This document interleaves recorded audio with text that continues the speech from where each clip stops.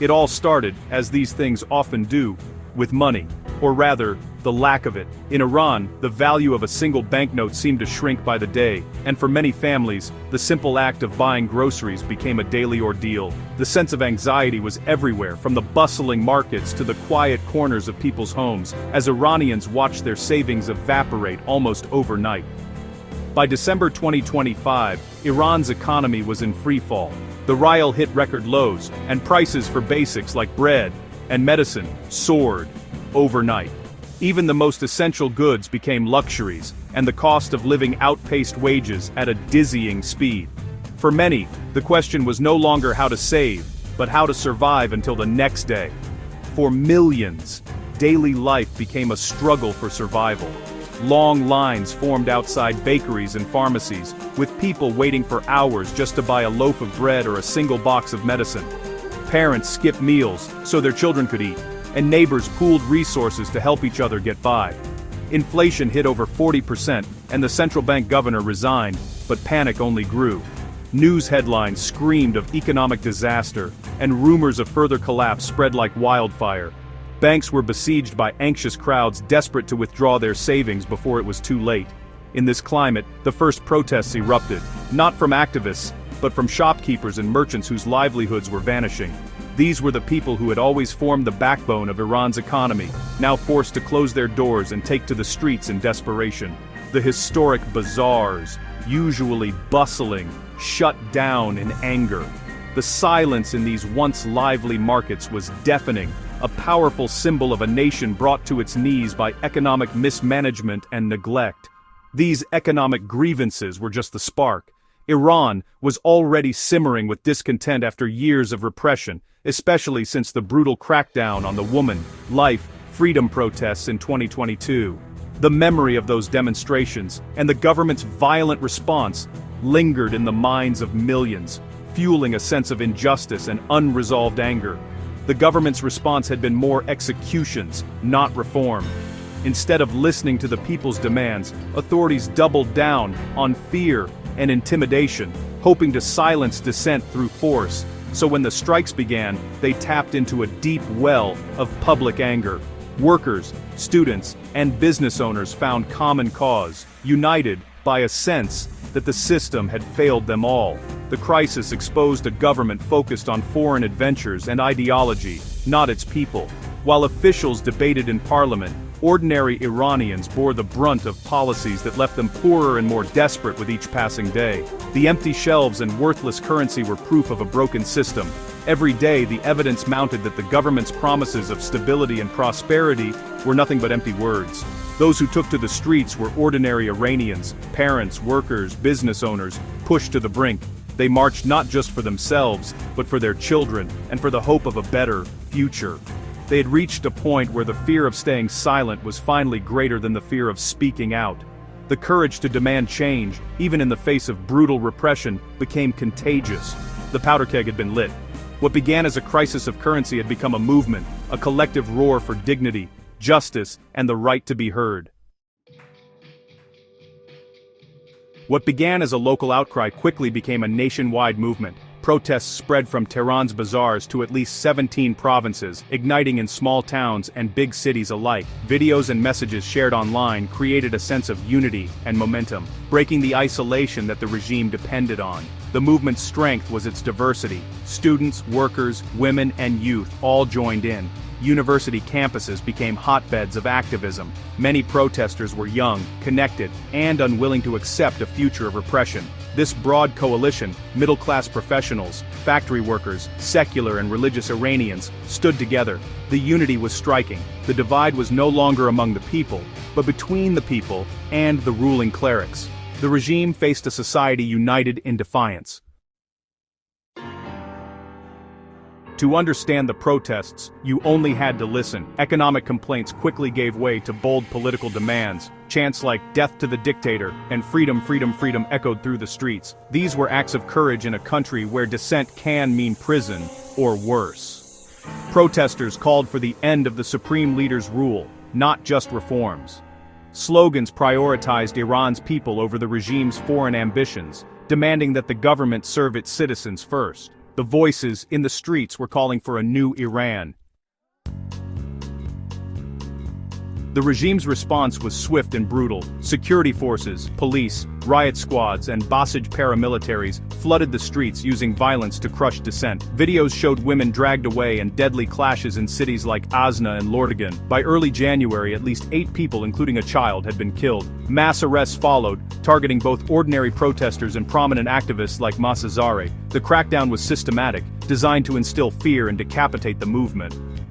New laws allowed the death penalty for protest activity, and executions hit record highs. The regime wasn't improvising, it was following a well-worn playbook of repression. Each crackdown deepened the divide between rulers and ruled.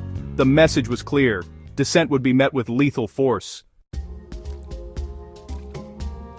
As protests in Iran reached a fever pitch, the world's attention was suddenly drawn to a new and unexpected twist from across the Atlantic. The streets of Tehran were alive with the energy of thousands demanding change, but few could have predicted that the next escalation would come not from within Iran, but from the United States. On January 2, 2026, President Trump took to social media with a blunt and unmistakable warning. If Iran violently kills peaceful protesters, the United States of America will come to their rescue. The message was clear, direct, and impossible to ignore, instantly making headlines around the globe. He ended his post with a phrase that sent shockwaves through diplomatic circles. "We are locked and loaded and ready to go." This wasn't just a figure of speech. The phrase "locked and loaded" is military jargon signaling that weapons are ready for immediate use. It hinted at the real possibility of U.S. military intervention, raising the stakes to a level not seen in years. This wasn't just empty rhetoric. Just months earlier, the U.S. had carried out airstrikes on Iranian nuclear sites, demonstrating a willingness to use force. The memory of those attacks was still fresh, making Trump's threat feel all the more real and immediate. For many Iranian protesters, Trump's words were more than just a headline. They became a powerful morale boost, a sign that the world's most powerful nation was watching and might even intervene on their behalf. In the streets, hope mingled with uncertainty as demonstrators wondered what might come next. But for political leaders and analysts, the threat created a dangerous dilemma. If the U.S. failed to act after such a bold statement, its credibility would be damaged on the world stage. Yet, if it did intervene, the risk of a full-scale war loomed large, with unpredictable consequences for the entire region. Around the world, newsrooms buzzed with speculation. Was Trump's threat a genuine warning, or was it a reckless gamble that could spiral out of control? The uncertainty left governments and citizens alike on edge, bracing for what might come next. The tweet had cornered both Iran and the United States, forcing leaders on both sides to weigh their next moves carefully. The stakes had never been higher, and every decision now carried global consequences. What began as a domestic crisis in Iran had now become a global flashpoint, drawing in world powers and international organizations. The eyes of the world were fixed on the unfolding drama. The next move, whether diplomatic or military, could reshape the Middle East for generations to come. Iran's leaders responded with defiance, not fear. In the face of mounting international pressure and growing unrest at home, the country's top officials doubled down, determined to show unity and resolve. Their message was clear: Iran would not be intimidated or coerced by outside forces, no matter the cost. Supreme Leader Khamenei declared, "We won't give in. We'll bring the enemy to its knees," framing the protests and U.S. threats as a foreign plot. He accused Western powers of orchestrating chaos to weaken Iran from within, and called on Iranians to stand firm against what he described as a campaign of psychological warfare.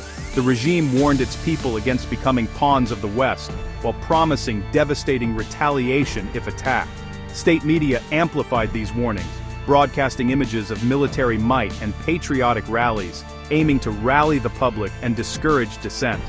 Parliament's speaker threatened all U.S. forces in the region, and the national security chief warned of regional chaos.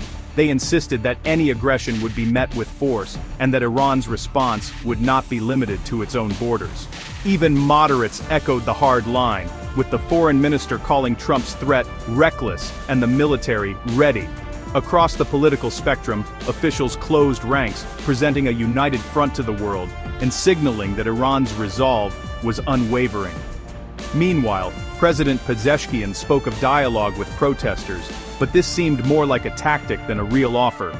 His words were carefully chosen, hinting at openness, while making it clear that the government would not tolerate threats to its authority. The regime projected strength, but its messaging was mixed. War or talks? On one hand, officials spoke of peace and negotiation. On the other, they showcased military power and issued dire warnings, leaving both Iranians and the world uncertain of their true intentions. In reality, survival was non-negotiable. Behind closed doors, leaders debated strategy, but all agreed that the regime's grip on power must not be loosened, no matter the external or internal pressure. Iran's leadership was preparing for confrontation, not compromise. The Revolutionary Guard mobilized, and military leaders reviewed plans for defense and retaliation, signaling that the country was bracing for the worst. The world saw a regime digging in. The standoff was set, and as tensions escalated, all eyes turned to Tehran, waiting to see whether Iran would choose escalation or seek a way out of the crisis. The world watched Iran's crisis with anxiety and calculation. Israel offered vocal support for the protesters, even posting messages in Farsi. European allies, wary of Trump's threats, urged restraint and respect for human rights, fearing a new Middle East war. Russia and China backed Iran, blaming foreign interference and echoing the regime's narrative. The international community was divided. Some cheered the protesters, others prioritized stability. No unified front emerged to protect the demonstrators. The protesters were celebrated by some, but left largely on their own. The diplomatic landscape was fractured. The fate of Iran's uprising hung in the balance. The protests were about more than economics or a single tweet. They were the eruption of decades of frustration, economic failure, social repression, and political exclusion. Iran's young, educated population wants freedoms the regime denies: how to dress, what to listen to, whom to meet. The system blocks real reform, fueling hopelessness and a desire for total change. Political and social grievances are inseparable from economic pain. Decades of mismanagement and corruption have left most Iranians struggling, while the regime spends on foreign ambitions. The result, a perfect storm for rebellion. The fire of dissent burns hotter than ever. The protests of 2025-26 mark a turning point for Iran and the world. The opposition is no longer asking for reform, but for a new system. The regime's violent response has deepened the divide, making reconciliation seem impossible. Iran's rulers face a choice: real reform or endless repression, each with grave risks. For the world, Trump's aggressive stance raises the specter of war, while global powers struggle to respond. The Iranian people remain isolated, caught between a brutal regime and uncertain foreign support. The desire for freedom is unquenchable, and the regime's vulnerability is exposed. The world is watching and waiting for what comes next.